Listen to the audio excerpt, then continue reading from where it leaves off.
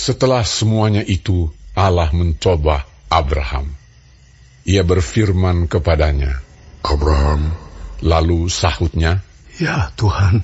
Firman-Nya, ambillah anakmu yang tunggal itu, yang engkau kasihi, yakni Ishak. Pergilah ke tanah Moria, dan persembahkanlah dia di sana, sebagai korban bakaran pada salah satu gunung yang akan kukatakan kepadamu. Keesokan harinya, pagi-pagi, bangunlah Abraham. Ia memasang pelana keledainya dan memanggil 2 orang bujangnya, beserta Ishak, anaknya. Ia membelah juga kayu untuk korban bakaran itu. Lalu berangkatlah ia dan pergi ke tempat yang dikatakan Allah kepadanya. Ketika pada hari ketiga Abraham melayangkan pandangnya, kelihatanlah kepadanya tempat itu dari jauh.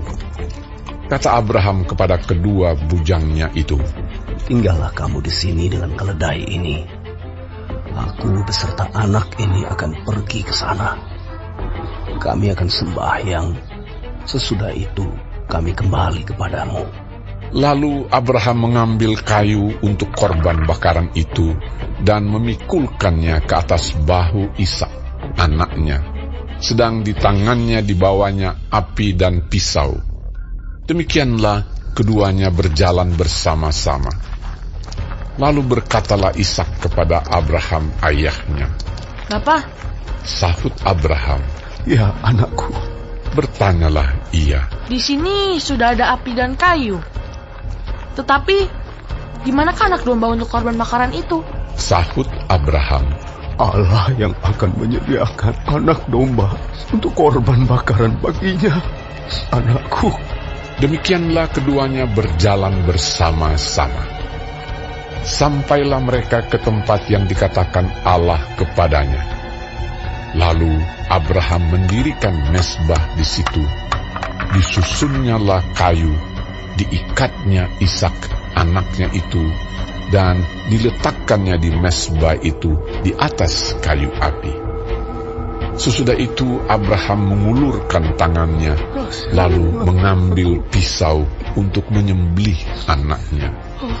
Tetapi berserulah malaikat Tuhan dari langit kepadanya, Abraham, Abraham. Sahutnya, Ya Tuhan. lalu ia berfirman, Jangan bunuh anak itu, dan jangan kau apa-apakan dia, sebab telah ku ketahui sekarang bahwa engkau takut akan Allah, dan engkau tidak segan-segan untuk menyerahkan anakmu yang tunggal kepadaku. Lalu Abraham menoleh dan melihat seekor domba jantan di belakangnya, yang tanduknya tersangkut dalam belukan. Abraham mengambil domba itu, lalu mengorbankannya sebagai korban bakaran pengganti anaknya. Dan Abraham menamai tempat itu, Tuhan menyediakan. Sebab itu sampai sekarang dikatakan orang, di atas gunung Tuhan akan disediakan. Untuk kedua kalinya berserulah malaikat Tuhan dari langit kepada Abraham. Katanya, Aku bersumpah demi diriku sendiri, demikianlah firman Tuhan.